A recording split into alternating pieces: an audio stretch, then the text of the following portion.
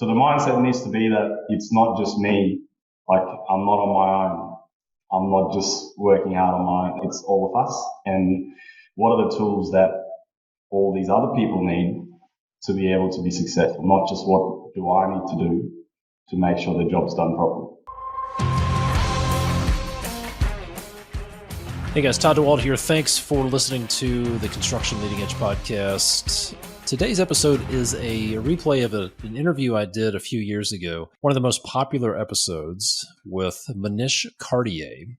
He was a client who has now joined our team, and he talks about something that people think is impossible, but he managed to do, which is to have an 8-hour work week. So here's what you'll take away from this interview. You'll hear the answers to questions like, is it possible to run a construction business that doesn't consume your life? Is it possible to own a construction business that doesn't require 40 hours a week?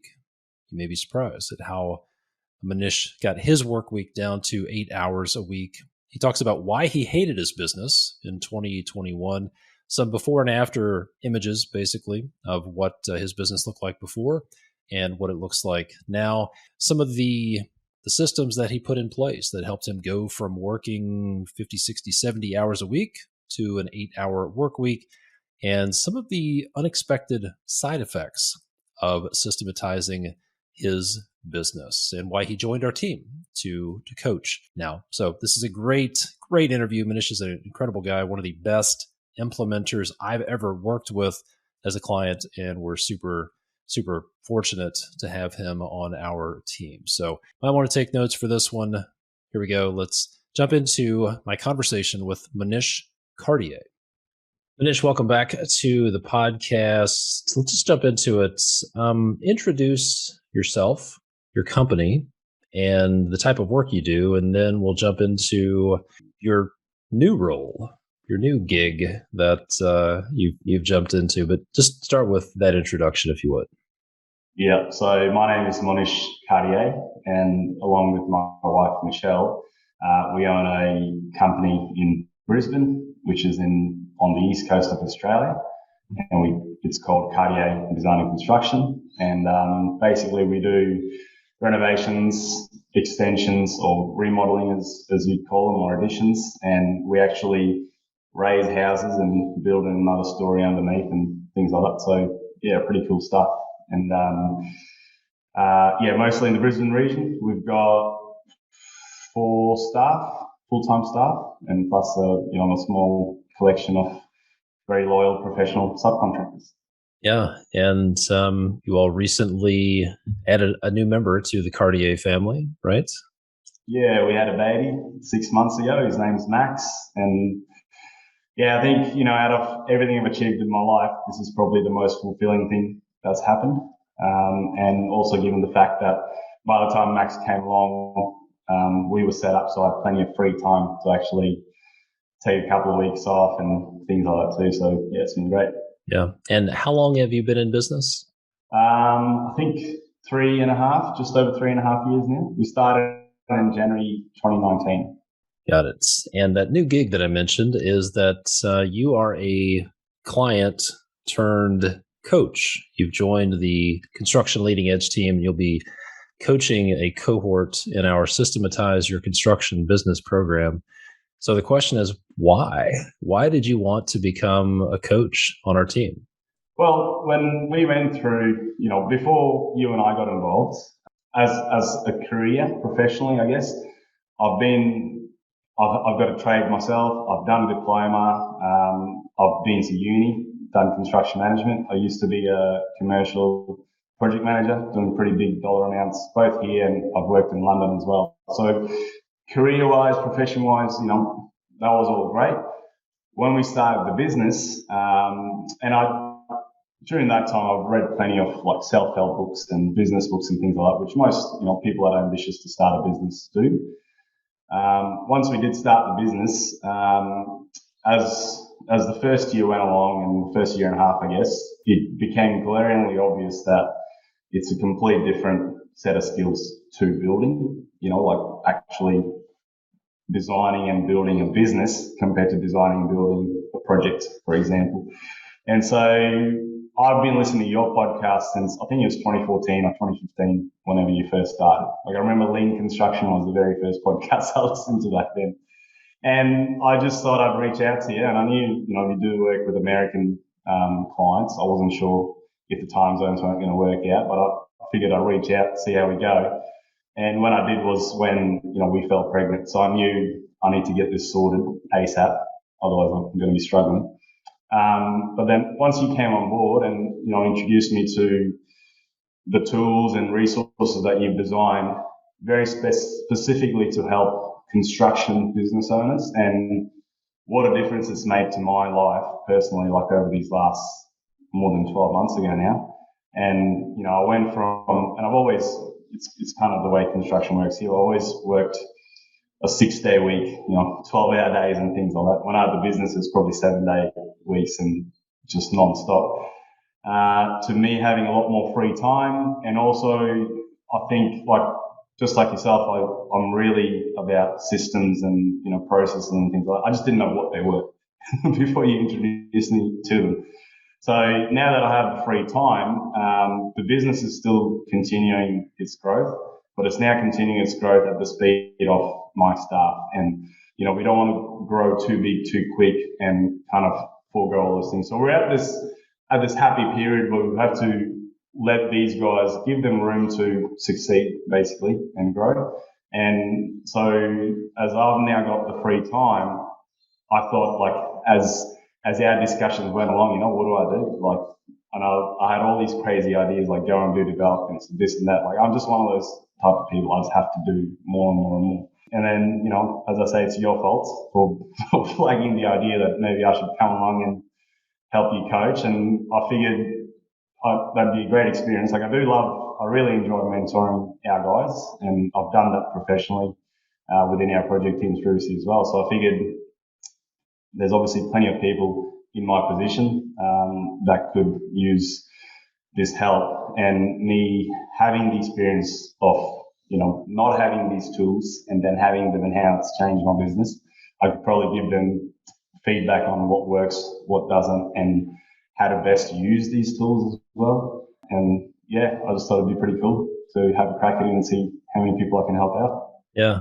Well, I won't take all the blame for your situation. You are the best executor, the best implementer I've ever worked with, because I would describe you as a wood chipper for goals. Because you set a goal and you said you were going to do something, then it really had no chance. It was going to happen. So I couldn't imagine a better person, especially with your experience, the results you've seen over the past, and really in the 12 months that you focused on that. So really happy to have you on the team.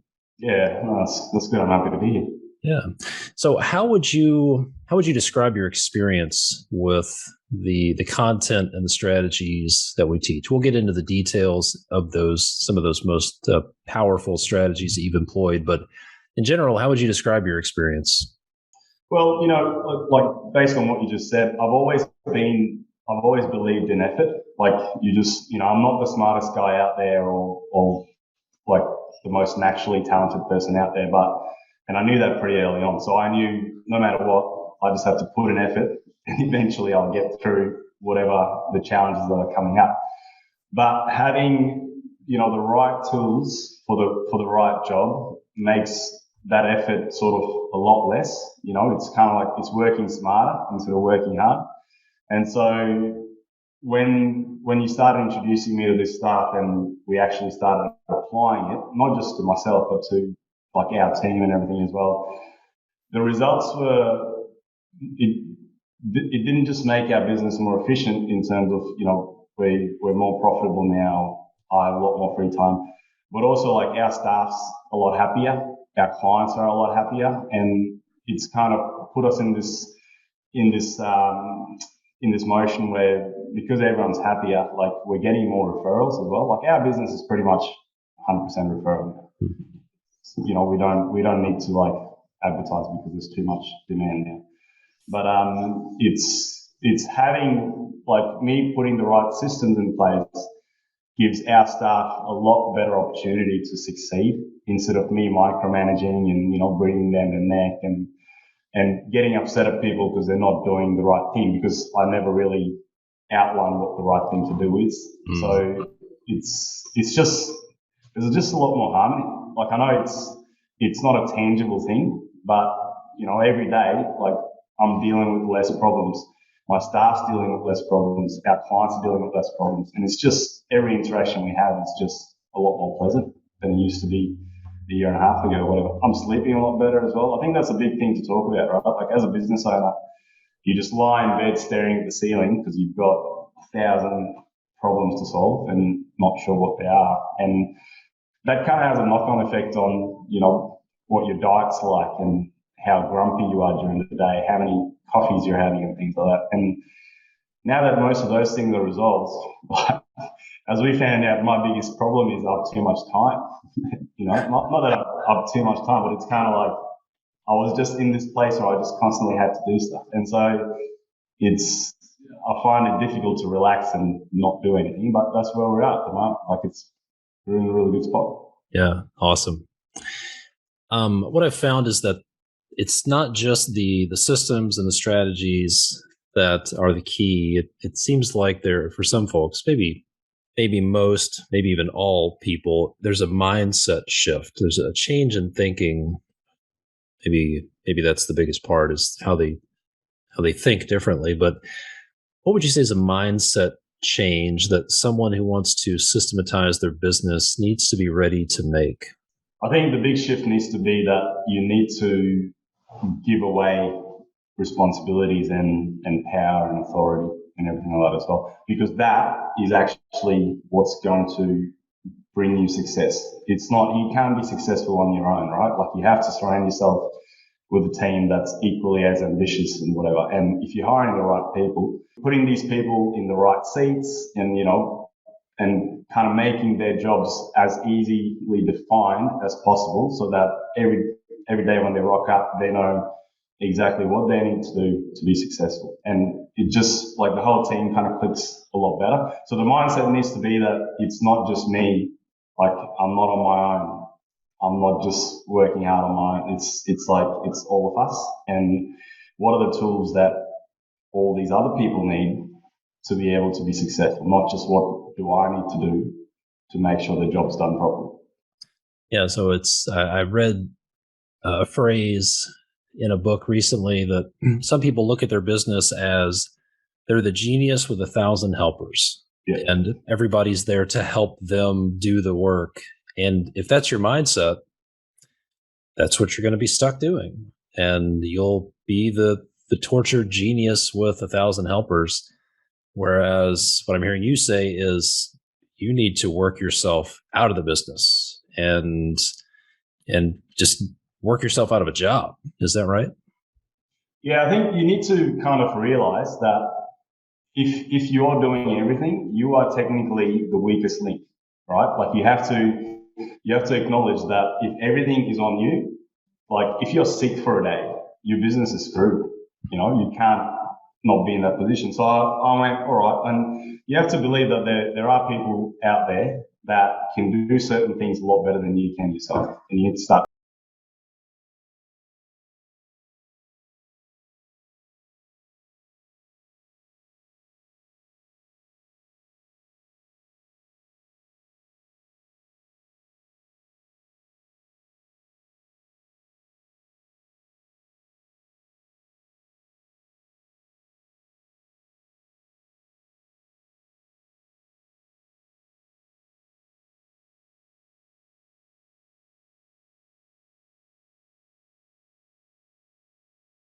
What do you need for you to succeed? Not that I think you should do this because this is how I would do it, because that doesn't work for everyone. So it's you kind of have to start thinking yourself as you're your worst employee. So how do you sack yourself, basically? Yeah, I like that. As you're talking about that, it makes me think something I've run into occasionally, a mindset that will kill growth, which will just make this impossible, is the mindset that says, quote, I have to be the best, fill in the blank, or I have to be the only, fill in the blank.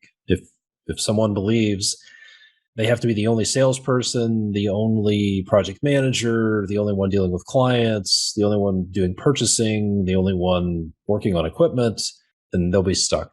If that's what you believe, then that's exactly what your reality will be like. So yeah, absolutely. So let's go back to where you were I think we started working together in the spring of 2021. What were the main problems you were having before we started working together back then? What led you to contact me initially? I just got to a point where, I didn't have the answers anymore. Well, I realized I just never had the answers, to be completely honest. So I think that was two and a half years into the business. So, and, that's going through the whole COVID era as well. And that was a whole different thing in itself. And I'm very glad that we survived through that. But when we got to that point, I just knew, like, with the things that were starting to kick off back then were all these issues with the supply volatility. People unsure about whether they want to, do we renovate, do we not? Like, it was just all that was starting to go off. And at the same time, like, the biggest deal for us was, like, Michelle and I had professionally very good and well-paying careers. Like, we didn't need to switch to starting a business. We wanted to, because we wanted to do things our way, as in, like, we wanted to treat people the way we want to treat people. We didn't want to be like, the company says you've got to screw over subcontractors to make a profit. And like, we just didn't want to do that anymore. So we kind of wanted to retain that, small family business aspect of it. However, we wanted to be successful. Like, we didn't want to be one of those people that try it and it just didn't work out, and we just ended up going back to, being a project manager and being an associate interior designer and things like that. So when we got to that point that we knew Michelle's now pregnant, and hey, 6 months from now, it's just going to be me. I can't put this sort of pressure on Michelle where we're both still trying to figure out the business. Like, I knew, like, the number one thing for us instantly became, like, our firstborn. And it was like, I can't put Michelle under all this stress of how to manage the business while also, trying to grow a healthy baby and things like that. And I also wanted her to be comfortable in the fact that when the baby's born, she can take time off and it's okay. Like, things aren't going to collapse on themselves. And it was, we both agreed that at that point, we've tried everything that's in our arsenal. Like, we've tried our solutions, and, we only got so far. Like, we were still doing ridiculous hours and weekends and whatnot as well. And it just had to stop. Like, we couldn't, if we had continued doing that over the 6 months, I don't think things would have improved. So we would have still been, like, Max would have been born and I probably wouldn't have seen it for the first few days. So that had to change quite instantly. Yeah. So back then, how many employees did you have? Was your employee count about the same? We had one less. We had 3 employees. That's still our site team now. The fourth employee that we've got on board, Rach, that came on board earlier this year, was effectively a replacement for Michelle when she went on maternity leave. Okay. And Rach is great in her own right, and she's actually told us this week that she's pregnant and she'll be going on maternity leave next year, which is perfect because Michelle can come back to work and things like that as well. So, and she's fantastic in her own right. Like, we, again, like, if we hadn't done the accountability chart and things like that, we wouldn't have, like, brought Rach on, because Rach wasn't looking for a job and we weren't looking for a pre-construction manager. Rach and her husband actually approached us as clients. They wanted us to build a house for them. And it just turned out like, it sounded like, Rach would have been a pretty good fit, and she was working as a designer for another company where she wasn't happy. And as we now know, like, it wasn't the best experience for her. And at the same time, we did this accountability chart at a point where Michelle had gone, nah, we're all good. We don't want to grow because growth means more problems or whatever. And we identified that there's a need for a pre-construction manager to come in. Rach just happened to, we happened to have this client meeting with her, and I just randomly emailed her and I said, hey, we've got this. If you're interested, would you like to come on board? And we had a couple of meetings, and then a few weeks later she was on board with us, and it's been awesome for both of us, for her to be on here, for us to have her, and for her to be on here as well. Yeah. So back then you were working crazy hours. When you say working crazy hours, like what does that mean? Is that 70 hours a week, 80 hours a week? Well, what would you estimate that to be? So I wake up, I've kind of slacked off a little bit now, especially this winter as well, and I don't really need to, but I used to wake up at 4 a.m. and I've been doing that for like 5 years now. And I'd go to bed somewhere between 8 and 10, depending on how anxious I was, I guess. And I'd wake up in the middle of the night and think about stuff and write it down in a notebook next to me and things like that. And in between, to be completely frank and honest, I was working for the company. Like I had my lunch at my desk while I was doing stuff. I'd be on the tools on site if I wasn't working at the desk, and then I'd do a solid 8, maybe sometimes 10-hour day on site on the tools. Then I'd come home, sit on the laptop because I had to. I didn't have a choice, and I was basically just a pretty critical cog in the wheel itself. Like I just couldn't figure out what's the next hire. Like, what is our process? What should we be doing? Like, before we got involved with the whole pre-con agreement thing, I didn't really buy the idea that someone's going to pay me to do pre-construction, like to do estimates and stuff like that. So I was just doing all these tenders for free, quotes on quotes on quotes, hoping to win work. And I realize now that wasn't a good idea for anyone, really, because the guys that win these jobs on those sort of things are usually the cheapest quotes. They're usually the guys that have just missed something on their estimates, and they end up doing a job which probably isn't as profitable, but it probably isn't as good a service delivered to that client either, because it's not designed properly or estimated properly to begin. So the hours, like I was doing Monday to Friday at least on site on 8 hours or whatever. I was doing 2 hours first up in the morning before I left to go to site, and then 2, 3, 4 hours, whatever I had to do when I came up at night. And then most weekends, Saturday was a definite. I had to work. I don't have a choice. And usually to build out on Sundays as well. So I had pretty low social activity, I guess, back then. And then when COVID came around and we had the lockdowns, man, I just worked 7 days a week because I couldn't go out. There was nothing else to do. But that was also probably the most, anxious period of our business, because we had so much uncertainty, and like that was for everyone, I guess. People didn't know what was going to happen. But I remember when you came on board and you asked Michelle and I to set our goals, mine were all like revenue and profit and this and that. And Michelle's was just simply like, she just wanted me to finish work at 3 p.m. every day. Like, she's like, you got to do an 8-hour day and that's it, we're done. So we can spend time together as a family. So, and I didn't realize, but like looking back now, like that was probably the best goal that we had set, in terms of like everything else kind of fell in place once we did simple things like me not working weekends, not checking emails after hours and things like that. So, yeah.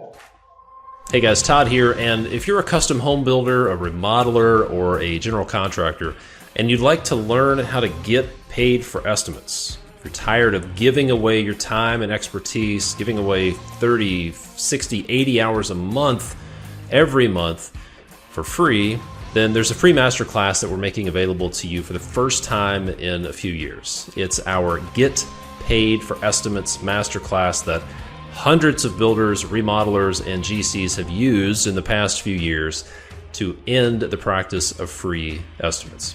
When you enroll in this free masterclass, there are three main things that you'll learn. Number one, you'll learn that your ideal customer wants to pay you for pre-construction work because it's in their best interest. Number two, you'll learn that it's really not hard to sell your prospect on it when you get clear on just a few things. And then number three, you'll learn the 5-piece Get Paid for Estimates bridge that you need to have in place in order to finally get paid for estimates. You'll get everything you need to get paid for estimates, the sales scripts with the exact questions you can ask your prospect to get them to see the value in it, an agreement template you can use, pricing guidance. You'll hear interviews with builders and remodelers and general contractors who have done this successfully.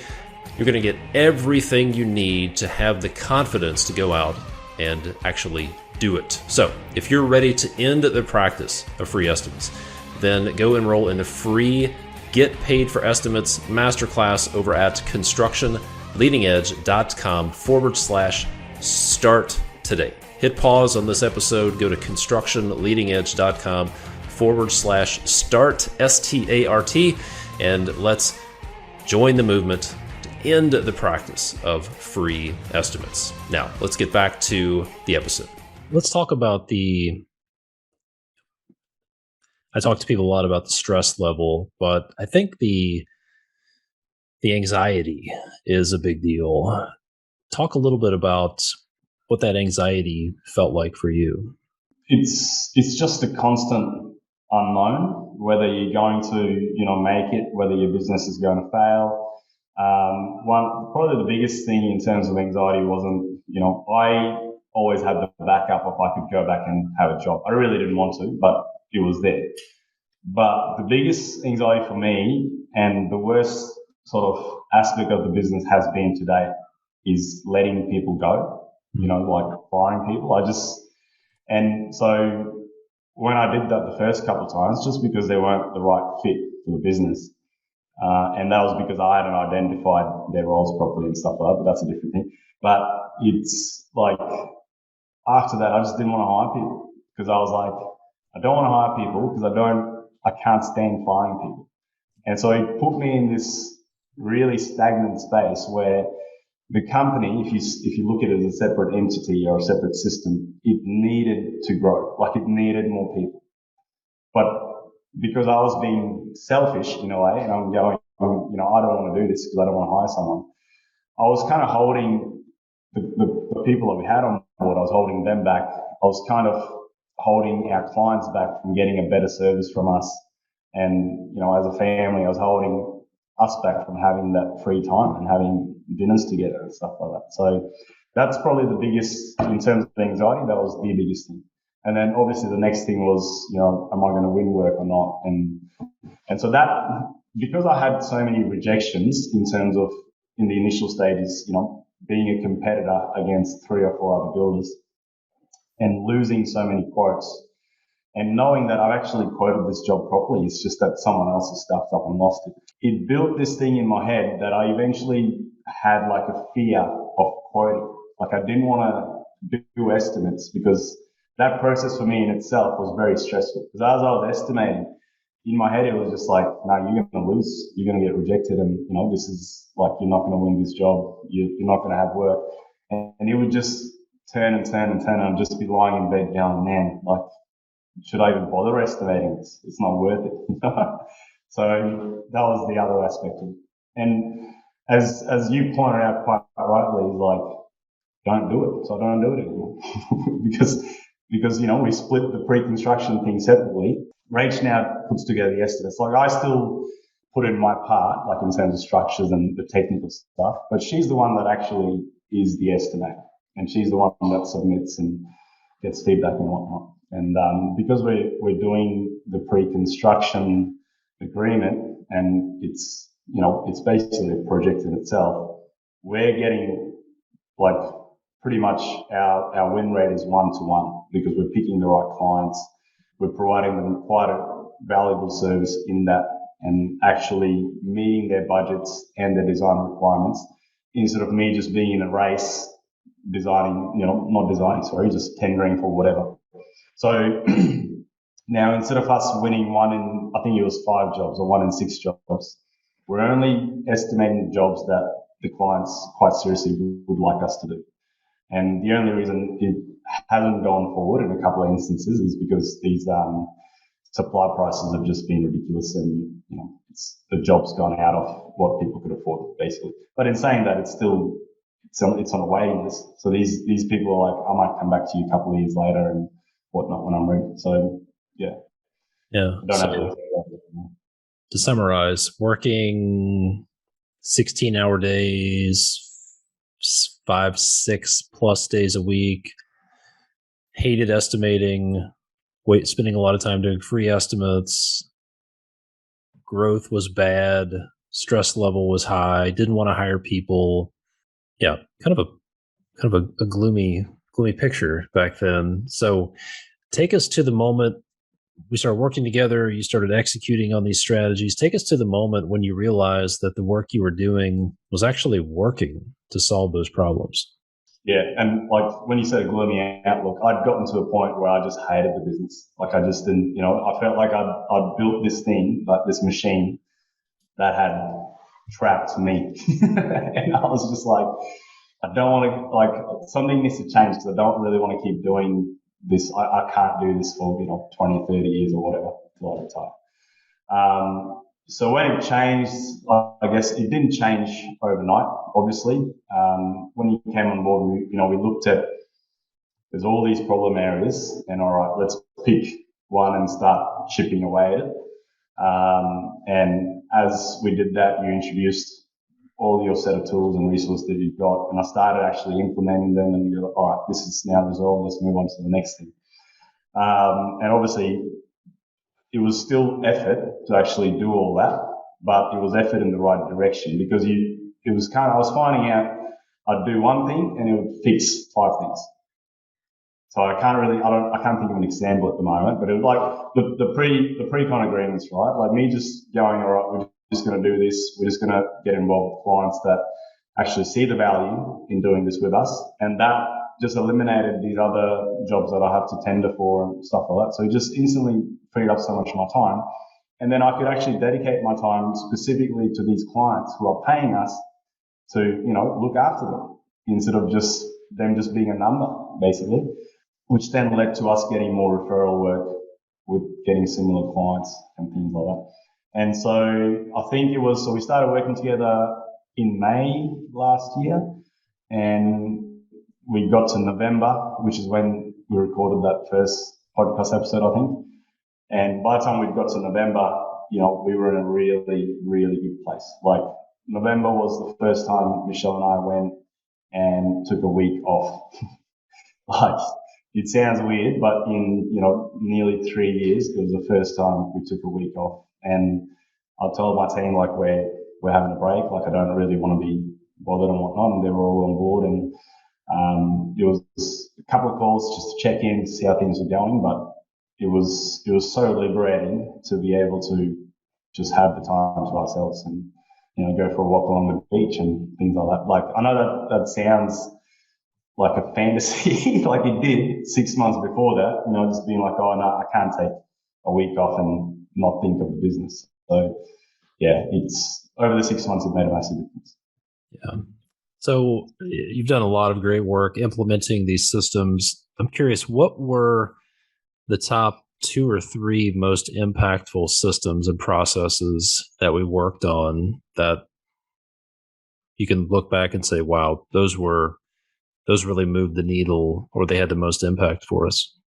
So the pre-construction agreement was a big deal, and we've actually, we always started as a design and construct business anyway, but we've very much structured our business to do 100% design and construct. So we call the pre-construction agreement, we've decided to call it the design phase agreement now. And that's with feedback after Rachel's come on board and see, so there's a clear identifier, phase 1 and phase 2. So phase 1 is the design phase and phase 2 is construction. And as part of the design, we do the estimates and everything as well. That's just killed so much time from being wasted because we're not tendering on unfruitful opportunities, basically. And we're working with the right clients now too.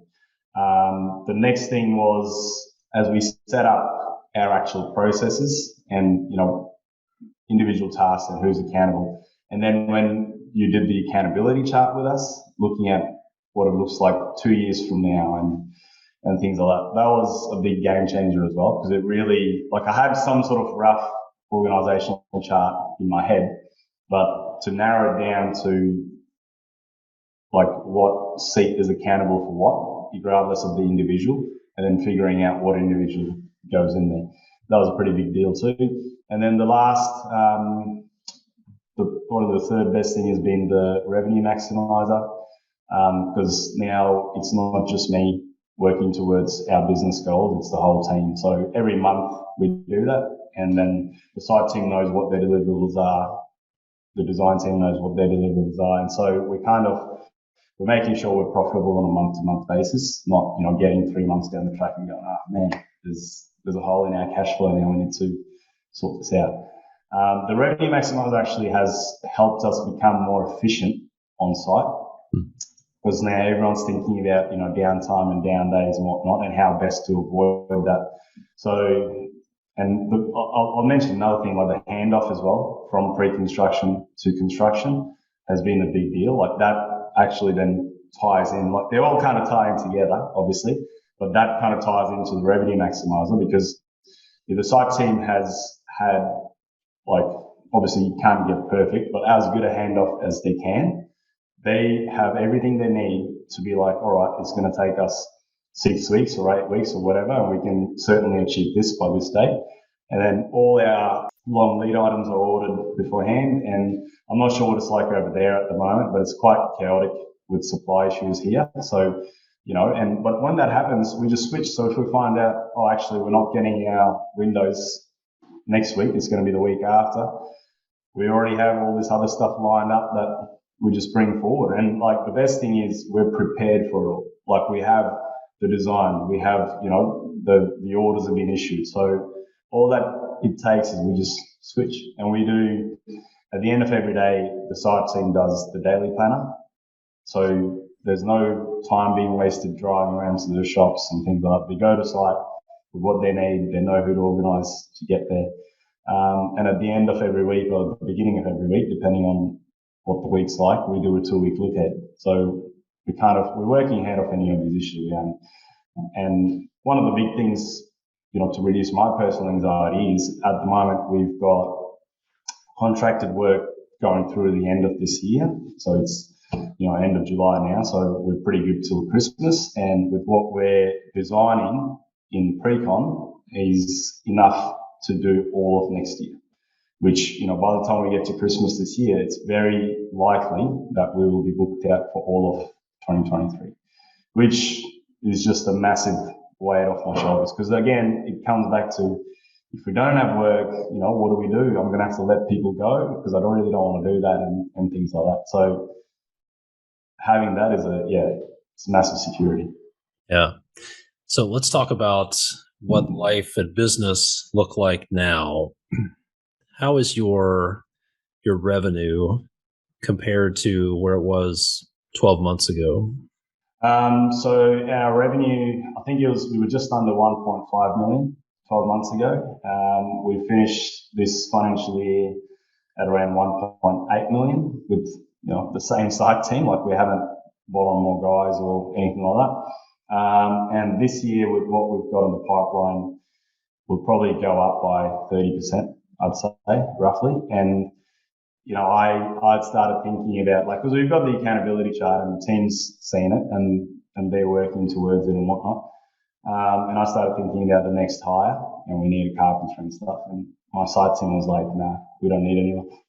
But they told me not to hire anyone. So I was like, all right, cool. And I said, it's up to you guys now. Like when the time comes, let me know. Because I was like, I don't want you guys being under pressure and whatnot. So you need to tell me a few weeks ahead, but now this is your decision, not mine, like when the next person comes on board.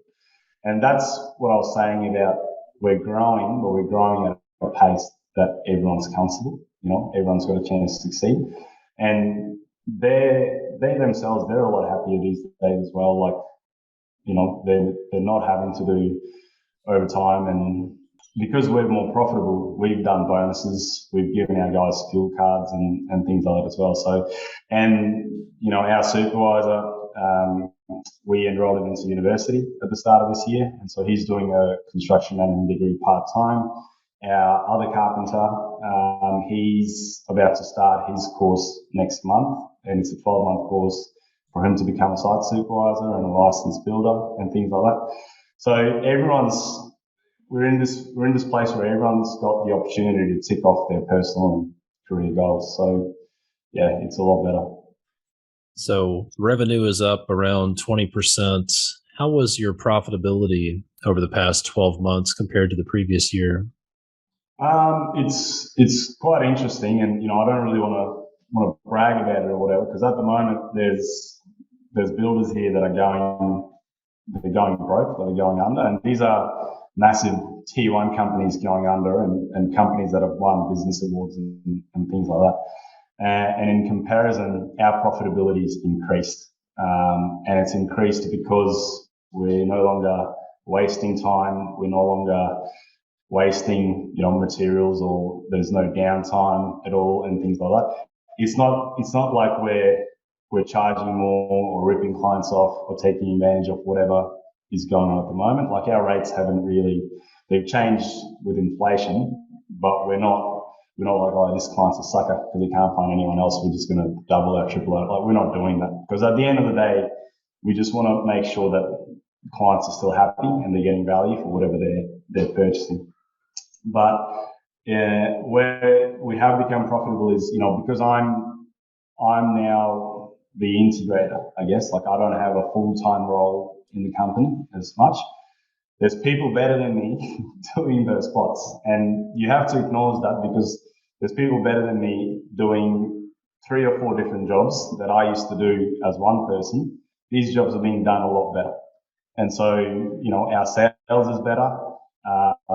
Our completion from start to finish in a project is a lot better. So we're able to bring in more revenue on a monthly basis than we used to a year or so ago or whatever. So like a year ago, we probably did 100K, somewhere thereabouts, in revenue monthly.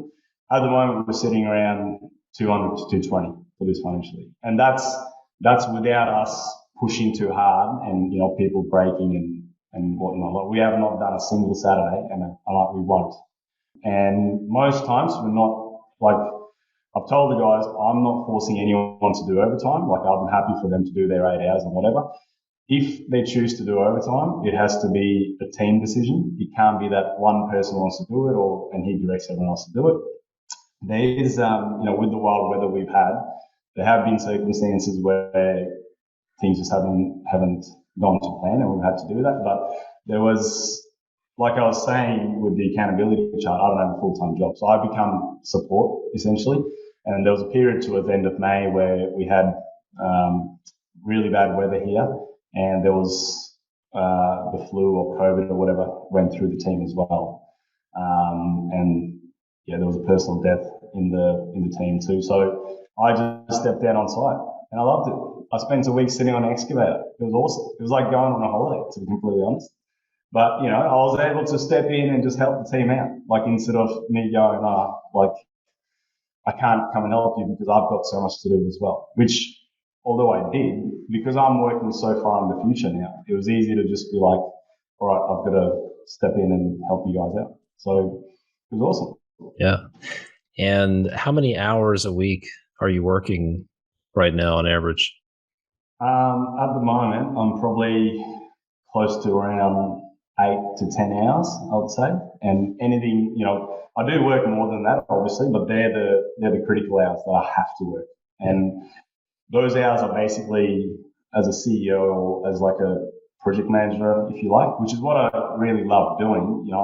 I'm basically doing meetings with our supervisor to do look heads. I'm doing meetings with our pre-construction manager to figure out her look heads and what we need to do. And then I basically, out of those 2 meetings, I have a list of things that I need to address for the week. And other than that, like, I'll go to sites just to say g'day to the team or to clients and whatnot. And so I'm having much better interaction with everyone as well. Yeah. And how's your anxiety level now? Pretty much non-existent, to be completely honest. Like, I don't really, it's, I don't really have something to be afraid of anymore. There's, even with the current climate, like, with the way the journalists are, and at the moment it's all about the recession and all this sort of thing. But because we've got so much in the pipeline, it's just not a fear anymore. Because, I know no matter what, like we can retain all our current staff at a bare minimum and get through whatever recession or whatnot that we may have. So, yeah. And so let's talk about how you feel about growing the business now versus where you were over a year ago. I'm so much more open to it because not just that I'm open, but we are doing it, and we're doing it as a team. So when we've done the nail the handoff, and we've done a couple of sessions of that now, and we'll do another one at the end of September. The last one that we did, we actually set, we define who we are as a company, what our core values are, and what are our goals as a team. So it's no longer like this is what I want to achieve as a business owner. It was like, what do all of us want to do, sort of thing. And everyone got buy into it, and we set these goals. And we've got 1 year, 3 year, 10-year goals, and then every month, every quarter, everyone has their individual targets that they've got to hit. And these aren't targets that are specific to revenue or profitability. They're specific to each one's accountability. And how that then feeds into revenue and profitability moving forward. And, if we continue growing without the need to hire additional people, as far as we can get with that, that means people that are currently working for us end up getting paid better and things like that as well, right? Because it's a natural transition. So everyone's now got buy-in into doing better and growing as individuals, instead of me saying I want to grow the business and everyone else having to do things that I'm telling them to do. Yeah. How would you feel about this? So revenue is up, profitability is up. You've hired one person in the last year. You went from working 70, 80 hours a week to 8 to 10 hours a week now. Anxiety level is almost non-existent. You're getting paid for estimates. Seems like the get paid for estimates method using the pre-construction agreement has been a real lead domino for you. Have there been any side effects of systematizing your business that surprised you? Some things that like one would expect, like you went into this thinking, I need to work fewer hours. That was the expectation. But have there been any surprising side effects of systematizing your business, either in the business, personally, or anything else? Yeah, well, there's been two side effects that I hadn't really pictured happening initially, and it's a source of like massive fulfillment for myself and Michelle. Our staff, like they're just so much happier, and they're just in a better place themselves compared to the companies that they used to work for previously. And it's really emotionally rewarding seeing them achieve their own goals, and us being in a position to be able to facilitate that sort of personal progress, and seeing them grow and develop as individuals as well. And one big sort of unseen as well has been that we do a lot of type of work that I was saying before, but we also, a portion of our business, we also do work for disabled people, and there's a government scheme here that allows them to get funding to improve, if someone's in a wheelchair, to modify their home to suit the needs of the wheelchair and stuff like that. And most of these people are people that have just been, used and abused by whoever over the years. And so when we go in and do these jobs for them, they're quite overwhelmed. Like there's a lot of fear that, there's all these strangers in the house and all that sort of thing. But because we have processes and systems and we're so efficient, our staff and our team, they enjoy their jobs, right? So when they go to do these jobs, they're good people to deal with, and that's the feedback that I'm getting from these sort of clients as well. But these clients, at the end of the job, like we're actually changing their lives, like how much more independence they get from being able to roll your wheelchair into a shower, like things that you take for granted, right? Like being able to just roll your wheelchair into a shower, sit there on your own, shower yourself without someone having to pick you up. Like it's very, very unnoticed thing, but like they're so grateful at the end of the job, and all of our guys as well. Like we just get so much more emotional reward out of it. But our competitors in the same field, like from the feedback that we've gotten, aren't able to deliver that value of, personality, I guess. And so we hear these stories of people who have been stuffed around and, taken advantage of and whatnot. And whereas we're able to actually get in, get the job done, get out of there and give them a nice functional space that actually improves their life. And I hadn't really thought of that as a benefit sort of thing, because I was just used to looking at the numbers. But there's all this other, like every time we get an email or a phone call from one of these like super happy clients, like it's awesome. It's awesome to get that, it was pretty rare in the commercial world, so I'm quite happy with getting it here.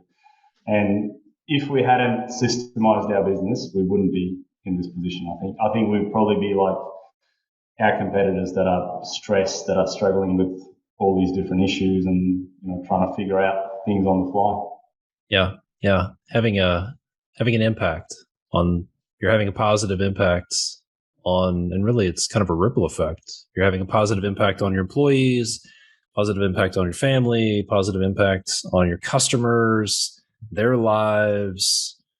Yeah, I love it. So, well, I really appreciate you taking the time to be on here. Congratulations on all the hard work, the success, and really excited about having you on the team, coaching folks in systematizing your construction business. So great stuff. Before we wrap up, any advice for someone who's thinking about someone who was in a similar situation, or maybe they're currently in a situation where you were a year and a half ago or so? Like, what would you tell them?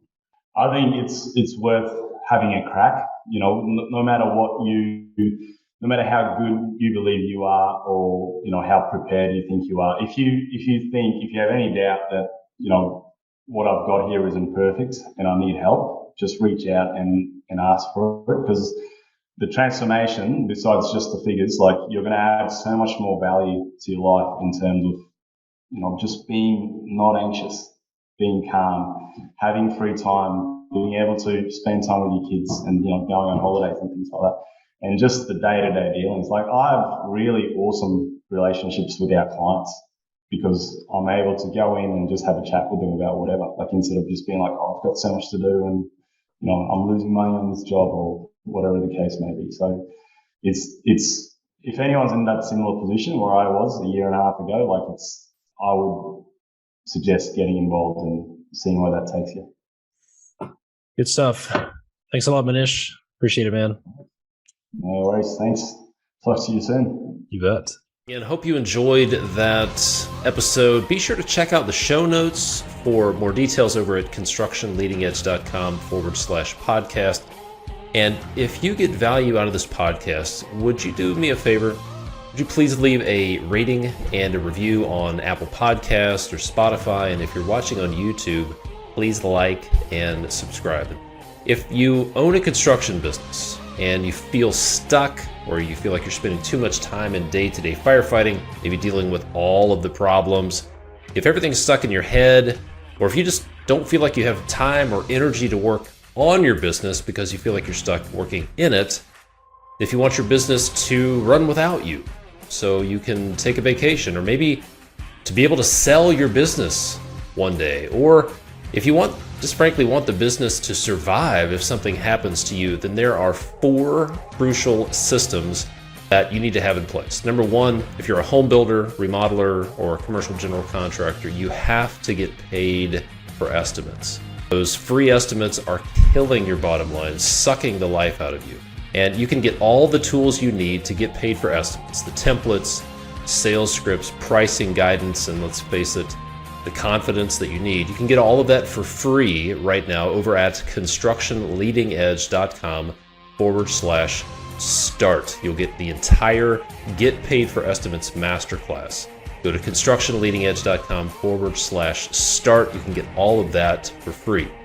The second crucial system is that you need to design your business for the future. You need to establish the major functions of your business and the results that each function is accountable for. You need to have clearly defined roles and responsibilities. This is the foundation of every successful business, and the best way to do that is to design your accountability chart for the future. Number 3, you need to design and document your process to nail the handoff from the office to the field.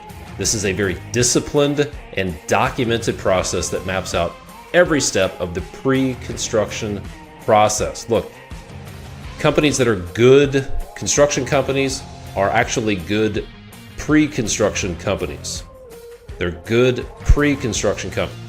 And when you design your nail the handoff process and you have this in place, this is going to eliminate 80% of the profit bleeds and the schedule delays and chaos on your job sites. And you'll also need to learn the secret sauce for getting your team to actually implement and follow a process. Number 4, the fourth crucial system are the leadership systems that your team will use to convert your goals into reality. Look, somebody needs to be planning tomorrow's work today. Someone needs to be doing a 2-week look ahead. Someone needs to be establishing the most important things for the next 6 to 8 weeks. And you need to be having regular team meetings that are actually functional. Those are your leadership systems. And if you would like our help putting those crucial systems in place in your business so that your business can run without you, so you can get out of day-to-day firefighting and take that firefighter hat off, or if you want to be able to sell your business one day, here's the next step. Go to constructionleadingedge.com/apply and schedule a free business evaluation call with our team. On that call, we're going to do a few things. We'll help you uncover the real root causes of your problems. Number 2, help you get clear on your objectives that you want to accomplish. And then number 3, to map out a plan to make it a reality. We'll also share with you some of the things that our construction business owner clients are doing to accomplish their goals and solve the problems that you're probably dealing with. And then if you're a fit, it looks like we have a good mutual fit, we'll discuss our Systematize Your Construction Business program. So to schedule your free business evaluation, head on over to constructionleadingedge.com/apply, APPLY. Hey, thanks for listening. I'll see you next time.